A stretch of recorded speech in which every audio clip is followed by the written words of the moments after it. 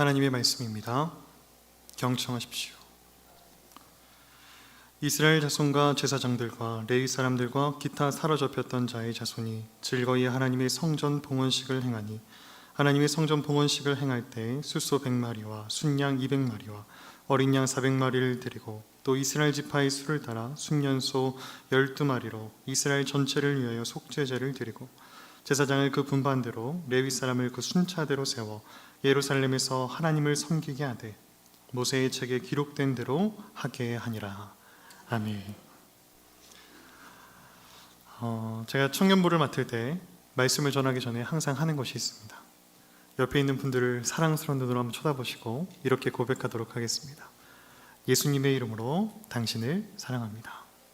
예수님의 이름으로 당신을 사랑합니다. 여러분, 사랑을 고백하는 것이 참 쉽지 않습니다. 부부일수록, 가까운 사람일수록, 또 형제 자매일수록 사랑을 고백하기가 조금 더 쑥스러운 것 같습니다. 그런데 여러분, 누구의 이름으로 기도하시나요? 예수님의 이름은 힘이 있습니다. 그래서 민망함도 이길 수 있게 합니다. 여러분, 예수님의 이름으로 여러분들 모두를 사랑합니다. 오늘의 말씀 가운데 우리는 에스라서의 말씀으로 함께 이야기를 나누고자 합니다. 제가 여러분에게 한번 질문을 드리도록 하겠습니다.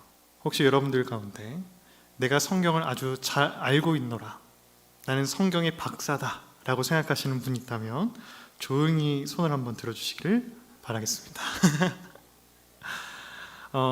세계적으로 한국교회만큼 성경 공부에, 또한 성경을 알기 위해 노력하는 나라가 그다지 많지 않은 것 같습니다.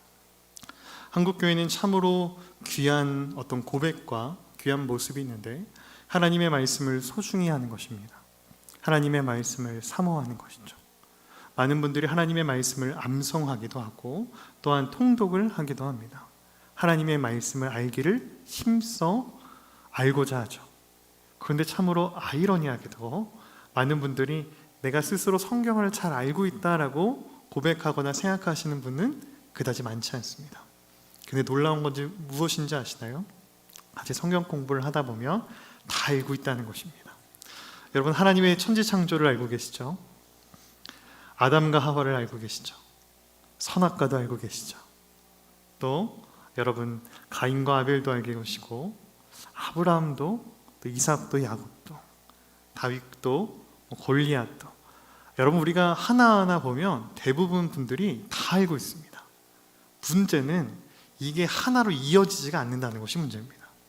그러니 새로운 것을 배운다, 이건 이단일 가능성이 아주 높고, 새로운 것을 배운다기보다는 우리가 이미 알고 있는 그 말씀이 하나로 이어진다면 그 성경이 우리에게 조금 더 풍성하게, 조금 더 깊게 들어오게 될 것 같습니다.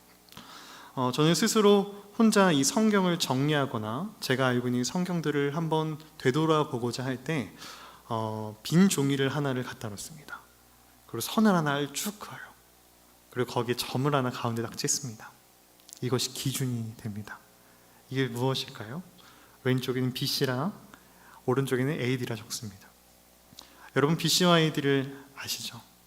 Before Christ, 예수님 이전 시기와 또 AD, 여러분 애프터가 아니라 라틴어입니다. 안노 도미니, 주님의 해, 주님의 년이란 뜻입니다. 보통 우리가 이 년을 이야기할 때, 해를 이야기할 때 왕을 기준으로 이야기할 때가 많습니다. 세종대왕 5년, 어느 왕 몇 년, 이런 식으로 이야기하죠. 우리의 인생의 역사가 예수님을 기준으로 보여진다는 것이, 예수님의 기준으로 이야기한다는 것이 그 자체로 예수님이 우리의 주인 되시고 우리의 왕이심을 뜻하는 것입니다. 그러기 여러분, 당당하게 가운데에 BC와 AD를 적으시기를 바랍니다. 그리고 왼쪽과 오른쪽에 점 하나씩을 더 찍습니다. 이것은 성경 가운데 또한 이스라엘 백성들에게 매우 중요한 시기를 표시하는 것입니다. 예수님을 기준으로 보았을 때 구약과 또 신약 가운데, 또 BC와 AD 가운데 점이 찍히는데 그 중요한 시점이 바로 무엇이냐면 이스라엘의 멸망을 뜻하는 것입니다. 여러분, 이스라엘 백성들의 모습을 보았을 때 그들의 믿음을 보았을 때 여러분 그 믿음이 100점짜리라고 생각하시나요? 하나님의 말씀을 신뢰하고 하나님과 함께 동행하는 인생이었다고 생각하시나요? 하나님을 온전히 따르고 우상에게 절대로 뒤돌아보지 않고 예수님만, 하나님만 붙잡고 나아가는 그들의 인생이었다고 생각하시나요? 그런데 놀랍게도 그들은 굳건한 믿음 한 가지가 있었는데 하나님이 우리를 버리시지 않고 지켜주실 것이라는 믿음이 있었습니다. 본인들은 그렇게 하나님을 향한 굳건한 믿음으로 나아가지 못하였음에도 불구하고 하나님은 우리를 버리지 않을 것이라는 굳건한 믿음은 있었죠. 그래서 참으로 신기하게도 그들은 우상을 섬기고 하나님의 말씀에 따라 살아가지 못하면서도 그들의 절체절명의 순간 가운데는 하나님께로 돌아옵니다. 하나님 우리를 지켜주세요. 하나님 우리와 함께 해주세요. 우리를 구원해 주세요. 그들은 기도합니다. 그때마다 하나님은 그들을 구원해 주셨습니다. 그들은 그럴 때마다 하나님의 살아계심을 체험하고 또한 찬양하였을 것입니다. 그런데 여러분, 얼마 가지 않습니다. 그런 역사가 반복됩니다. 그런데 그런 인생 가운데 점이 하나 찍히는데 모든 것이 멸망하고 파괴되는 멸망의 순간을 맞이하게 되는 것이죠. 수없이 많은 어려움 가운데서 하나님이 그들을 지켜주셨지만 그들이 느끼기에 하나님이 우리를 버렸다, 하나님이 패배했다 라고 생각하는 한 시점이 생기게 된 것입니다. 이스라엘이 패배한 것이죠. 여러분, 이스라엘은 그 전에도 사실 여러 번 패배했습니다. 여러 번의 식민지 생활을 하였습니다. 그런데 왜 그들에게 이것이 중요한 순간이 되냐면 하나님의 성전이 파괴됐기 때문입니다. 그들이 전쟁에서 패배하긴 하였으나 그들은 완전 끝난 것은 아니라고 생각하였습니다. 왜냐하면 하나님의 성전이 아직 파괴되지 않았거든요. 그런데 여러분, BC 예수님 오시기 전에 그들의 상황 가운데 그들의 나라가 멸망하고 하나님의 성전이 파괴되는 사건이 있었습니다. 그들의 패배했다는 것보다 하나님이 패배하였다는 것이 그들에게 믿을 수 없는 상황이 되었습니다. 그리고 그러한 좌절을 경험하게 되었습니다. 그 당시에 있는 전쟁은 사람과 사람의 전쟁이 아니라 우리가 믿고 있는 우리의 신과 너희들의 신이 전쟁하는 것이라 생각하였습니다. 그들에게 하나님은 패배할 수 없는 존재라 여겨졌는데, 모든 것을 창조하시고 위대하신 하나님이라 여겨졌는데 그 하나님이 패배했다는 생각이 그들의 마음 가운데 그들에게 좌절을 줍니다. 그런데 여러분, 과연 하나님께서 아무런 힘이 없어서 능력이 부족하여서 그들을 패배하게 하신 것일까요? 하나님이 정말 패배하시고 하나님이 정말 저 적군의 신에 의해서 파멸될 것인가요? 아니면 하나님께서 그들을 멸망하게 하는 것이 하나님의 뜻이라고 할 수 있을까요? 많은 분들이 하나님이 하나님의 말씀에 따르지 않는 그들을 하나님이 심판하신 것이라고, 하나님이 그들을 벌하신 것이라고 생각하는 경우가 있는 것 같습니다. 그런데 여러분, 저는 이스라엘의 멸망이 하나님의 뜻이 아님을 분명하게 말씀드리고 싶습니다. 하나님은 분명히 이스라엘을 세우실 때 하나님의 놀라운 계획이 있으셨습니다. 하나님은 야곱이라는 인생의 그의 이름을 이스라엘로 바꿔주셨습니다. 여러분, 이 이스라엘이라는 이름은 히브리어로 보았을 때 크게 두 가지의 의미를 가집니다. 그가 하나님과 겨루어 이겼다, 하나님과 싸웠다는 것이 아니라 그의 이름은 이런 두 가지 뜻을 갖습니다. 하나님과 함께 싸워 문제를 이길 것이다 라는 것입니다. 두 번째는 사람들과 함께 싸워 문제들을 이길 것이라는 뜻을 가지고 있습니다. 하나님을 속이고 남을 속이고 남의 뒤꿈치를 잡아 끌어내리며 살아갔던 그의 야곱이라는 인생이 하나님과 함께 승리하고 이웃과 함께 승리하는 멋진 인생으로 살아가는 것, 여러분, 그것이 이스라엘을 세우신 하나님의 뜻입니다. 아브라함 너만 복이 되게 하겠다, 너만 복을 받아라, 하나님의 뜻은 그런 것이 아니었습니다. 아브라함을 통하여 그가 하나님과 함께하는 그 복된 인생을 보여줌을 통하여 많은 이들이 하나님의 살아계심을 알게 하고 만민이 하나님의 전에 나와 하나님을 찬양하며 하나님을 예배하는 것, 여러분, 그것이 이 땅 가운데 이스라엘을 세우신 하나님의 뜻입니다. 저는 성경에 기록되어 있는 바벨탑이 있다고 생각합니다. 많은 사람들이 하나님의 명령을 거부하고 흩어지기를 거부하여 모였던 바벨탑이죠. 인간의 욕심의 끝입니다. 그렇지만 저는 이스라엘은 영적인 바벨탑이라고 생각합니다. 믿음의 사람들이 어떻게 살아가는지를 보여주는 바벨탑이죠. 하나님과 함께 동행하는 것이 얼마나 아름다우고 복된 것인지를 보여주는 바벨탑입니다. 하나님은 그렇게 이스라엘을 세우고자 하셨습니다. 하나님이 그들이 한 가정이 민족이 되게 하고 나라가 되게 하였습니다. 하나님이 약속하신 땅을 그들에게 허락하셨습니다. 하나님의 법을, 하나님의 말씀과 뜻을 그들이 알게 하셨습니다. 그대로 살아가게 하셨습니다. 여러분, 이스라엘은 하나님의 왕 되신 나라였습니다. 하나님의 법이 다스리고 하나님의 뜻이 통용되는 나라였습니다. 하나님이 원하신 나라는 그것이죠. 그런데 사사기는 이렇게 얘기하죠. 그들에게 왕이 없으므로 사람들이 자신의 소견에 오른 대로 행하였다. 그들은 하나님을 왕으로 여기지 않았습니다. 하나님을 왕으로 여기지 않으니 하나님의 말씀도 자기의 소견에 오른 대로 행해버립니다. 이것이 하나님의 뜻이라는 것이죠. 여러분, 어떻게 그것이 하나님의 뜻인가요? 내 뜻이지. 하나님은 그렇게 이스라엘과 정반대로 야곱의 삶으로 살아가고 있는 이스라엘의 모습을 안타까워하셨습니다. 하나님은 그들을 멸하기를 원치 않으셨습니다. 하나님은 그들을 구원하길 원하셨고, 하나님은 그들과 함께하고 싶으셨고, 하나님은 그들을 보호하고자 하셨습니다. 여러분, 하나님을 떠나 죄악의 길로 살아가는 그 이스라엘을 보며 하나님은 수없이 많은 사람들을 보내셨습니다. 수없이 많은 말씀들을 보내셨습니다. 여러분, 그 말씀이 무엇인가요? 내가 너희를 심판하고 싶다. 여러분, 그것이 아니죠. 내가 너희와 함께하고 싶다는 것이죠. 나는 너희를 심판하기를, 너희가 멸망하는 것을 원치 않는다는 것입니다. 내가 너희를 보호하기를 원하고, 너희와 함께하기를 원하고, 너희가 나의 말씀과 뜻대로 바로 서기를 원한다는 하나님의 마음입니다. 그런데 이스라엘은 하나님의 뜻과는 정반대의 삶을 살아갑니다. 나에게로 돌이키라는 하나님의 수없이 많은 음성들을 거부하고 우상들을 바라봅니다. 나의 욕심들을 바라봅니다. 내 소견에 옳은 대로 행하기 시작합니다. 그렇게 하나님이 원하지 않는 방향으로 나아가는 것이죠. 하나님께서 마지막으로 심판의 메시지는 내가 너희를 괴롭게 하겠다는 것이 아니라 내가 너희를 보호하지 않겠다는 것이었습니다. 이스라엘은 스스로 멸망의 길을 걸어갑니다. 하나님이 원치 않았지만 그들 스스로 멸망의 순간을 맞이하게 된 것이죠. 이스라엘의 나약함 때문에, 이스라엘의 악함 때문에 하나님의 성전이 무너졌습니다. 많은 사람들로부터 손가락질을 받게 되었습니다. 모욕을 받게 되었죠. 여러분, 그것이 하나님의 나약함 때문인가요? 여러분, 그것이 하나님의 뜻이었나요? 하나님이 원하시는 것이었나요? 이스라엘 사람들은 자신들의 성전이 무너졌을 때 모든 것이 끝났다고 생각하였습니다. 희망도 없다, 소망도 없다 여겨졌습니다. 그런데 하나님의 말씀은 거기서 끝나지 않습니다.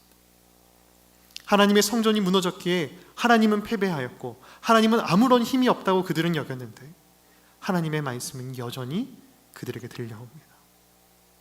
내가 여전히 너희를 사랑한다는 것이죠. 내가 다시금 너희들을 회복하게 하겠다는 것이죠. 내가 너희들을 다시금 세우겠다는 것입니다. 하나님의 말씀은 여전히 그들을 향해 말합니다. 나에게로 돌아오라는 것입니다. 우리가 올해 교회의 표어로 말씀으로 함께 나아가는 것이 다시 주께로 돌아가자는 것입니다.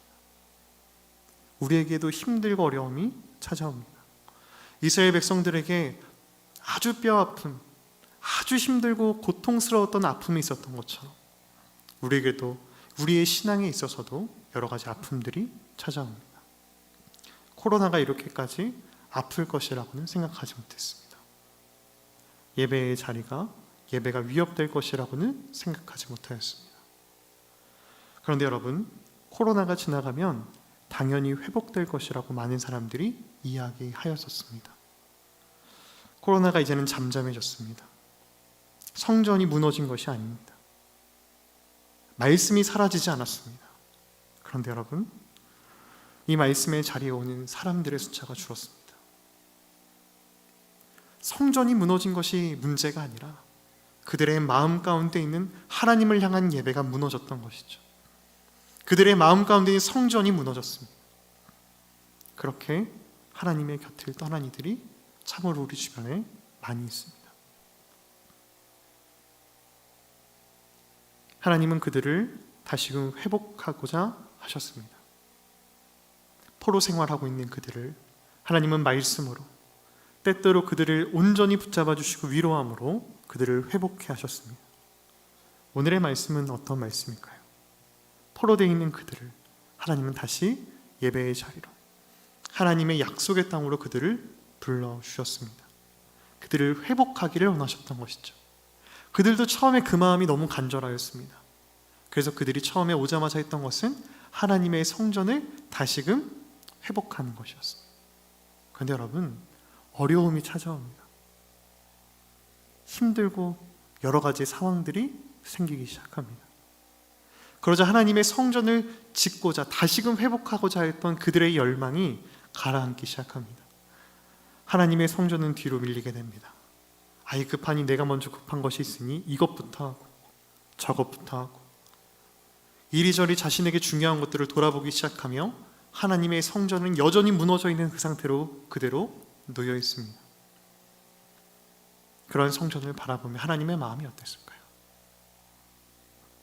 하나님의 성전이 번듯하게 있을 때도 하나님의 말씀을 귀 기울여 듣지 않았던 그들이, 하나님의 성전이 무너지는 것을 보고 믿음을 버렸던 그들이 다시금 돌아 하나님의 성전을 짓는 듯 하더니 자신들에게 중요한 모든 것들 때문에 하나님의 성전은 여전히 저쪽에 버림받아져 있는 상황 가운데 하나님은 그 성전을 회복하기를, 다시금 짓기를 하나님의 사람을 보내어 그들에게 이야기합니다.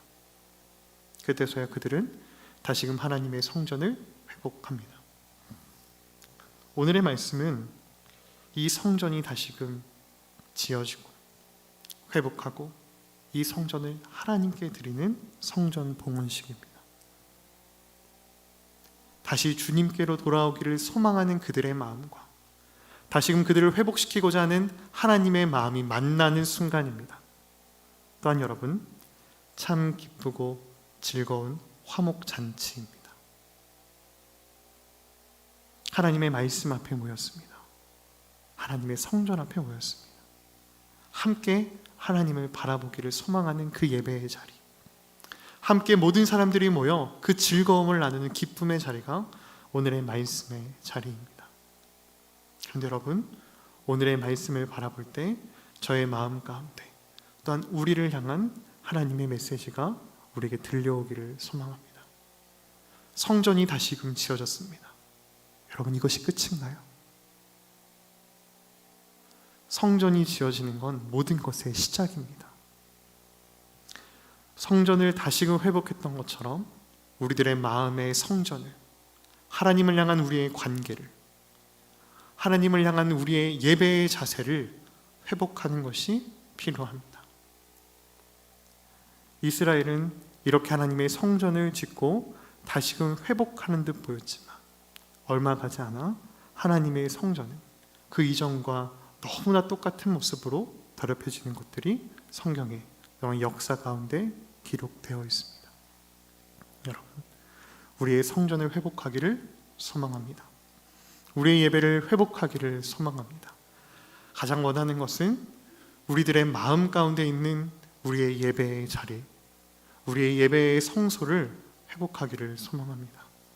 하나님이 함께 하시고 우리와 함께 하시는 그 하나님을 바라보는 우리의 감격이 기쁘고 즐거움이, 함께하는 우리의 화목이, 하나님이 주시는 평안이 우리에게 회복되기를 소망합니다. 하나님께서 이스라엘이라는 이름으로 하나님의 나라를 세우고자 하셨던 그 나라가 이 삼손교회, 우리의 삼손교회 가운데 이루어지기를 소망합니다. 우리의 예배 초석 가운데 하나님을 향한 온전한 말씀이 선포되고 하나님의 뜻이 우리의 삼손교회를 통하여 온전히 전해지며 이 땅 가운데 하나님의 만족할 수 있는, 하나님이 찾으시는, 하나님이 기뻐하시는 교회가 되기를 간절히 소망합니다. 기도하겠습니다. 사랑이 받으신 아버지 하나님, 참으로 감사합니다. 우리를 사랑하시고 함께 하신 하나님께서 항상 임마누엘 너희와 함께하겠다는 그 말씀으로 우리를 붙잡아 주심에 감사합니다. 우리에게 힘들과 어려움이 찾아올 때가 많습니다. 모든 것이 포기되고 절망 가운데 있는 상황 앞에서도 결코 우리를 버리지 않고 우리와 함께 하시는 하나님의 말씀과 능력을 바라봅니다. 하나님, 우리의 마음 가운데 하나님을 향한 온전한 그 예배에 대한 열망이 회복되게 하여 주시고, 하나님을 향한 우리의 갈망이 회복되게 하여 주시며, 우리의 예배가 온전히 회복되게 하여 주시옵소서. 우리의 삼성교회가 하나님의 말씀으로 온전히 가득 차고 하나님의 은혜가 충만하여서 이 땅의 많은 이웃들에게 하나님의 빛과 소금을 온전히 전할 수 있는 능력 있는 참된 하나님의 교회 되게 하여 주시옵소서. 오늘 내가 그러한 예배의 삶으로, 능력의 삶으로 살아갈 수 있는 한 사람이 예배자가 될 수 있도록 하나님 온전히 우리를 붙잡아 주시옵소서. 이 모든 말씀 우리를 사랑하시고 우리와 함께 하시는 예수 그리스도의 이름으로 간절히 기도합니다. 아멘.